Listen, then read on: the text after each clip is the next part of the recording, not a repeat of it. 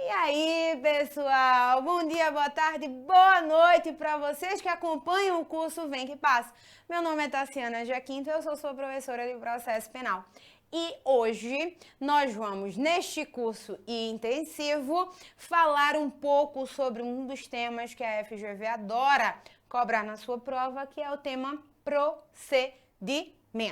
E aí, pessoal, eu preciso que vocês tenham cuidado com alguns tipos de procedimentos, principalmente em relação ao procedimento comum, porque nesse caso específico, vocês precisam ter cuidado com alguns tipos e com algumas quase que não sai, características desse procedimento, porque vão ser diferenciados e que podem vir a ser cobrados na sua prova e você não vai cair nessa pegadinha específica. E aí, pessoal, o artigo 394 do Código de Processo Penal vai estabelecer que o procedimento ele pode ser um procedimento comum ou ele pode ser um procedimento especial. No procedimento comum, eu tenho uma divisão. Ele pode ser o quê? Ordinário, ele pode ser sumário ou ele pode ser sumaríssimo. E aí, pessoal, qual é a diferença deste procedimento? No procedimento sumário, você vai levar em consideração, ou melhor, até para ficar mais fácil, para você verificar se o procedimento ele é comum, ordinário, sumário ou sumaríssimo, o que é que você precisa ver? A pena máxima abstratamente prevista ao delito. Ah, Tassi, como assim? Eu não tenho os crimes que estão elencados no Código Penal em legislação extravagante? Beleza. Nos crimes, logo depois eu tenho qual é o tipo da pena. A pena, reclusão de 1 a 5, de 2 a 10, de 10 a 6, ou de 10 a 20, de 6 a 20, de 30. Não. Pois bem, isso é a pena mínima e a pena máxima. Para você verificar qual é o procedimento a ser adotado, você vai verificar a pena máxima abstratamente prevista ao delito.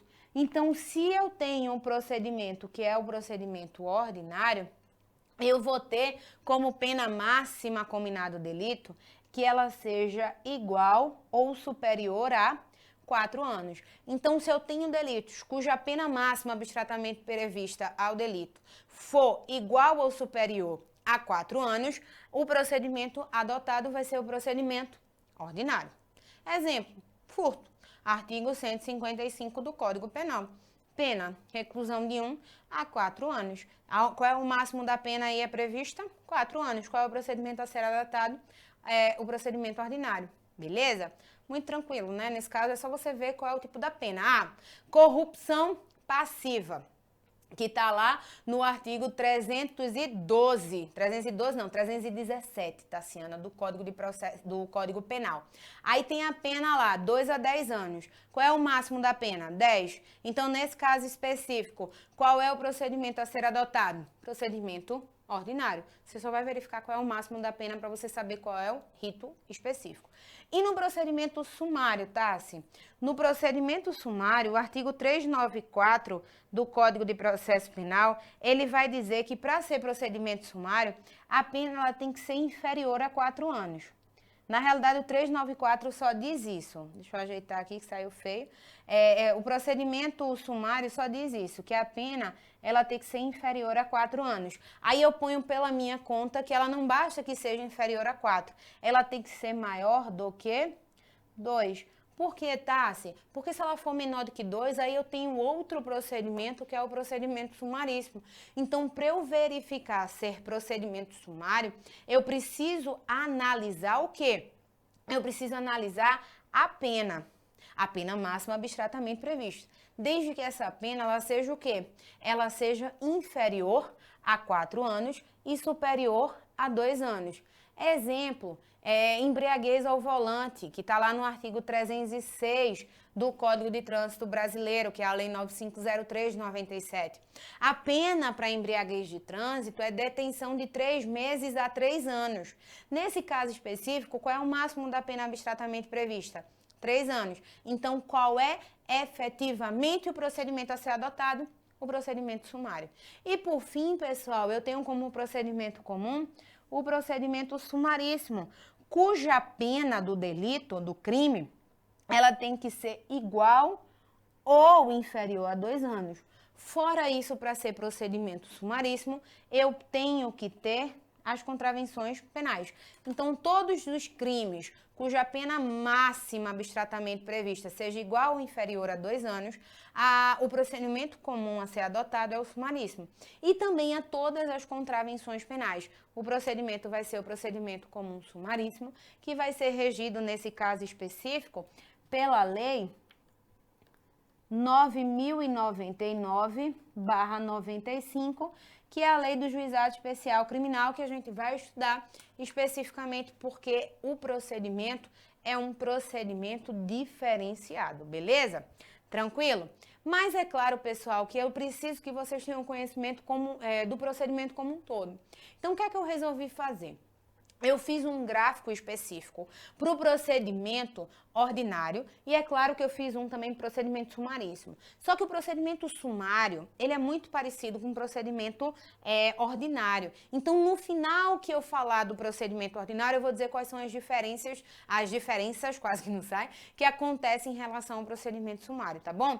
Mas para facilitar a sua vida, o que é que você vai fazer? Você vai acompanhar comigo agora este pequeno gráfico para saber como acontece o procedimento como um todo. Bota em tela, meu diretor. Pode deixar um pouquinho em tela, tá bom? Ainda que eu comece falando, porque vai ficar mais fácil. Pessoal, prestem atenção no seguinte. O procedimento comum ordinário, ele vai se iniciar com o oferecimento da denúncia ou da queixa. Perceba que o processo se inicia com o oferecimento. O procedimento ordinário se inicia, mas não o processo como um todo. A primeira coisa que vai acontecer é o oferecimento da peça inicial acusatória.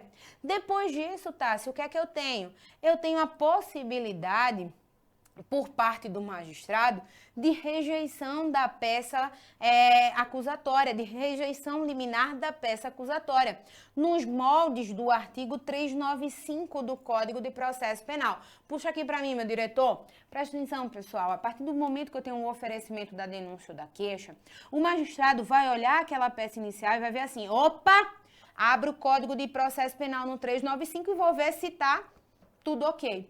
No 395, eu tenho a informação de que o magistrado rejeitará liminarmente a peça inicial acusatória se verificar se ela inepta. Como assim? Ela não se pautar ao fim a qual se destina. Ela for truncada, ela não preencher o fato criminoso, ela não informar qual é o fato criminoso, a qualificação efetivamente do acusado, ela não preencher, digamos assim, o requisito do artigo 41 do Código de Processo Penal. Aí o que é que o magistrado vai fazer? Rejeita liminarmente a peça inicial acusatória. Quando ele rejeita, eu tenho o quê? Extinção do processo. Extinção do processo, vale dizer, sem julgamento de mérito, tá, pessoal? Porque eu não estou decidindo o mérito. Eu cheguei no mérito da causa? Não. Eu só verifiquei o quê? Se de acordo com o artigo 41 ela preencheu ou não os requisitos. Se de acordo com o artigo 395 ela preencheu ou não os requisitos. Eu não estou falando e eu não estou vendo sequer qual é o crime, pessoal. Eu só estou vendo assim, falando aqui, ela tem algum equívoco e por isso ela deve ser rejeitada. Então, eu não julgo o mérito quando eu rejeito liminarmente a peça inicial acusatória. Beleza? Então, nesse caso específico, o que é que vai acontecer? Nesse caso específico, o magistrado ele vai analisar o 395. Primeira hipótese, ser a denúncia ou queixa inepta. A segunda hipótese, faltar condição ou pressuposto para o exercício da ação penal. E aí, pessoal, nesse caso, o magistrado vai verificar o quê? Vai verificar se eu tenho, porventura, ilegitimidade da parte.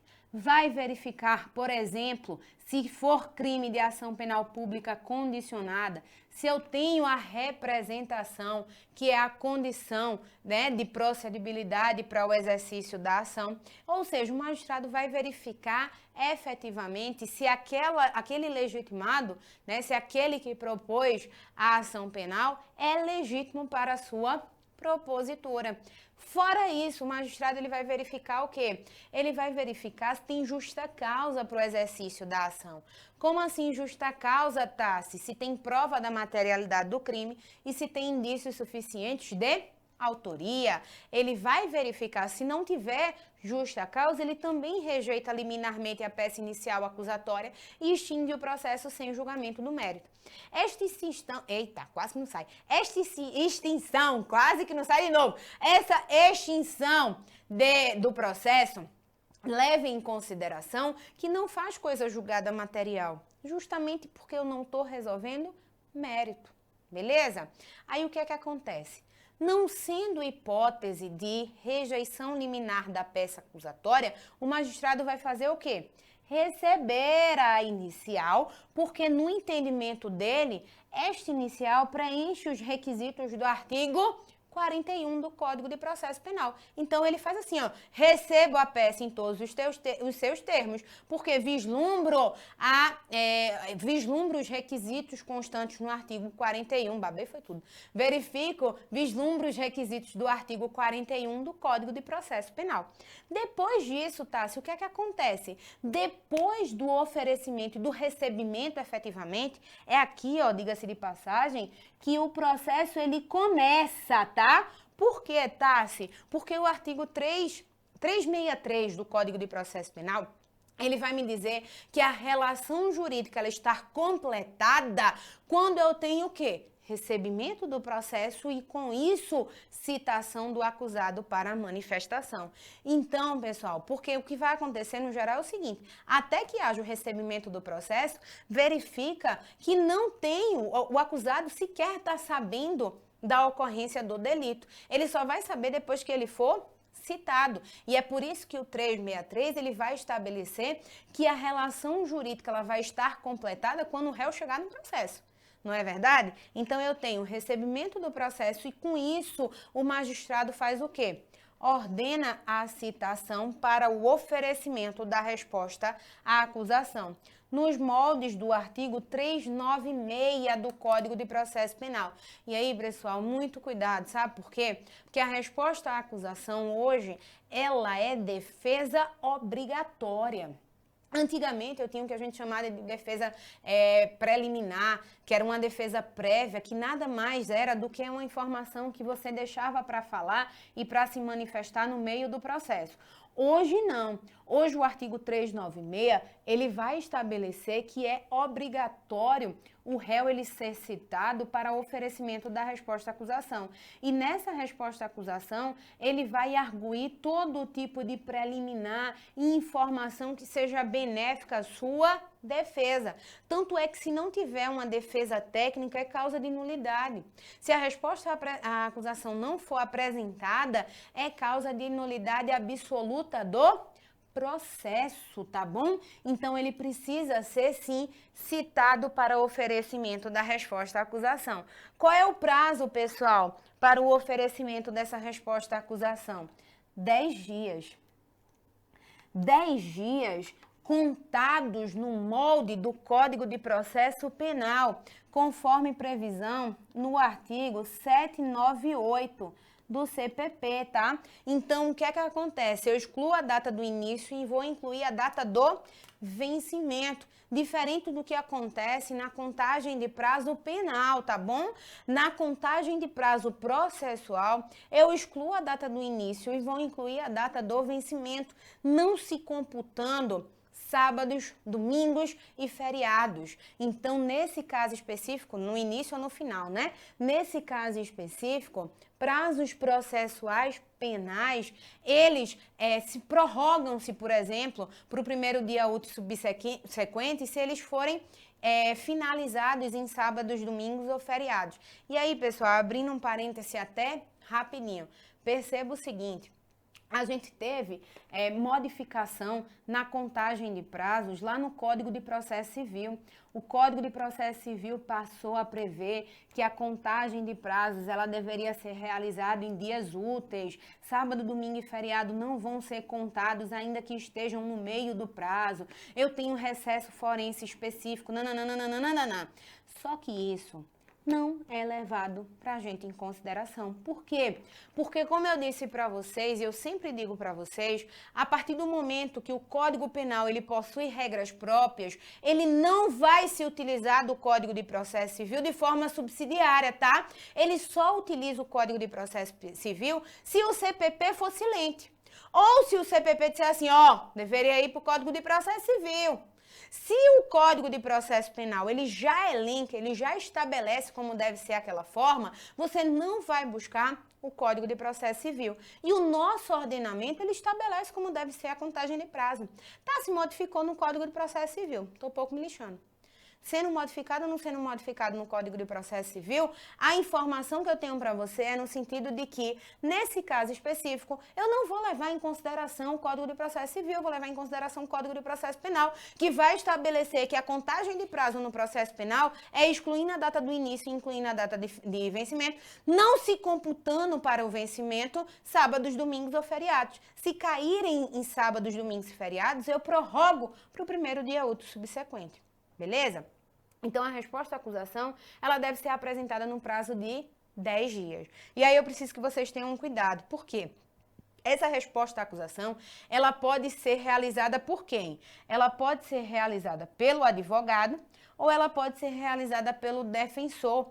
O artigo 396-A e o artigo 396, parágrafo 2º, eles vão estabelecer o seguinte, que a capacidade para apresentação da resposta à acusação é do advogado.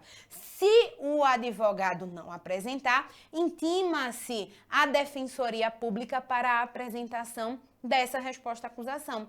Mas qual é o cuidado que eu preciso que vocês tenham? É que todos os prazos em relação à Defensoria Pública, eles são contados de forma dobrada. Por quê? Porque é o que está na Lei Complementar 80/94, que instituiu a Defensoria Pública da União, dos Estados e do Distrito Federal. Então, todas as vezes em que houver, nesse caso, a apresentação por parte da Defensoria, você vai levar em consideração que a Defensoria, ela tem prazo em dobro para se manifestar. Então, se o advogado não apresenta aqui a resposta à acusação, a Defensoria vai ter quanto tempo para apresentar? 20 dias, porque é prazo dobrado. A Defensoria tem todos os prazos dobrados e, além disso, ela deve ser intimada de forma pessoal de todos os atos do processo. Beleza, depois disso, Tássia, o que é que vai acontecer? Vai acontecer que é possível, com o oferecimento dessa resposta à acusação, é possível que o magistrado verifique o quê? A possibilidade de absolvição sumária. A absolvição sumária nos moldes do artigo 397 do Código de Processo Penal. E aí, pessoal, o que é que acontece? Com o oferecimento da resposta à acusação, o magistrado vai abrir o 397 e vai dizer assim, opa, o inciso 1 do 397 diz assim, absolve-se de logo o acusado se presentes alguma das causas que de excludente de ilicitude. Ou seja, se tem presente legítima defesa, estado de necessidade, exercício regular do direito, estrito cumprimento do dever legal. Então, se o magistrado verifica que naquela casuística apresentada é hipótese de excludente da ilicitude do fato, ele nem vai fazer com que haja instrução probatória. Ele deve fazer o quê? Absolver sumariamente o acusado por meio desta absolvição sumária. Esta absolvição sumária, pessoal, também gera o quê? Extinção do processo. Mais extinção do processo com resolução de mérito, tá bom? Diferentemente do que acontece lá no início do processo, em se tratando de rejeição liminar da peça acusatória. Então, eu tenho a resolução de mérito. Nesse caso, o que é que isso quer dizer, pessoal? Nesse caso, se eu tenho hipótese de absolvição sumária por parte do magistrado, nos termos e nos moldes do artigo 397 do CPP, ele extingue o processo com resolução de mérito, ou seja, faz coisa julgada material. Então, se o magistrado ele verifica o quê? Que é hipótese de absolvição sumária, ele vai extinguir um processo, não vai fazer nem com que haja instrução e julgamento e vai acabar o processo por ali, nesse caso, extinguindo o processo com resolução do mérito. fazendo coisa julgada material. E quais são as hipóteses de absolvição sumária? Excludente de ilicitude do fato, excludente de culpabilidade, salvo a inimputabilidade, porque geraria absolvição sumária imprópria. Se o fato evidentemente não constitui crime, ou ainda se eu tenho extinção da punibilidade do agente, se eu tenho causa de prescrição, se eu tenho causa de decadência, se eu tenho causa de perempção. O magistrado vai analisar nesse interim logo depois que recebe a resposta à acusação. Tá-se, não sendo hipótese de absolvição sumária, o que é que o magistrado vai fazer? Aí ele vai de fato receber, né, já vai confirmar o recebimento da peça inicial acusatória e já vai proceder à realização da instrução e julgamento. Mas vamos fazer o seguinte, só para não cortar o meu raciocínio, clica no próximo bloquinho que eu vou dando continuidade a esse gráfico do procedimento ordinário.